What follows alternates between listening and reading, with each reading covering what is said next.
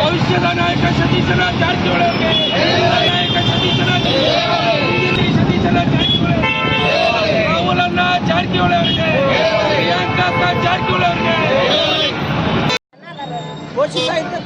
ಇವತ್ತಿನ ದಿವಸ ಕರ್ನಾಟಕದಲ್ಲಿ ನಡೆದ 2 ಉಪಚುನಾವಣೆಗಳಲ್ಲಿ ಕಾಂಗ್ರೆಸ್ ಪಕ್ಷ ಭರ್ಜರಿ ಜಯಬೇರಿಯನ್ನು ಬಾರಿಸಿದೆ.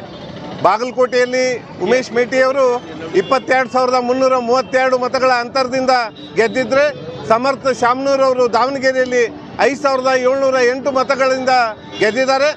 ಆ ಒಂದು ಸಂಭ್ರಮವನ್ನು ನಾವಿಲ್ಲಿ ಅಥಣಿ ಕಾಂಗ್ರೆಸ್ ಪಕ್ಷದಿಂದ ಆಚರಣೆ ಮಾಡ್ತಾ ಇದ್ದೀವಿ.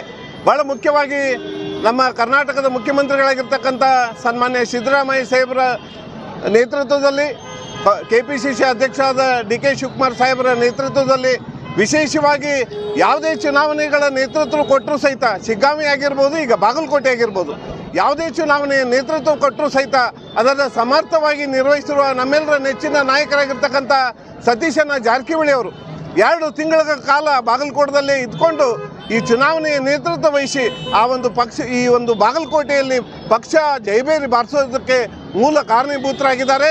ಇವರೆಲ್ಲರಿಗೂ ಅಭಿನಂದನೆ ಸಲ್ಲುಗೋಸ್ಕರ ಜೊತೆಗೆ ಅಲ್ಲಿ ಎಲ್ಲ ಸಚಿವರುಗಳಿಗೆ, ಉಸ್ತುವಾರಿಗಳಿಗೆ, ವಿಶೇಷವಾಗಿ ನಮ್ಮ ಎಲ್ಲ ಕಾಂಗ್ರೆಸ್ ಕಾರ್ಯಕರ್ತ ಬಂಧುಗಳಿಗೆ ಒಂದು ಅಭಿನಂದನೆ ಸಲ್ಲಿಸೋಗೋಸ್ಕರ ಇವತ್ತಿನ ಒಂದು ಸಭೆಯನ್ನು ಆಯೋಜನೆ ಮಾಡಿದ್ದೀವಿ. ಇವತ್ತು ಕಾಂಗ್ರೆಸ್ ಪಕ್ಷ ಗೆದ್ದಿರೋದು 2028 ಚುನಾವಣೆಯ ಒಂದು ಟ್ರೇಲರ್ ಅಂತ ಹೇಳ್ತೀವಿ.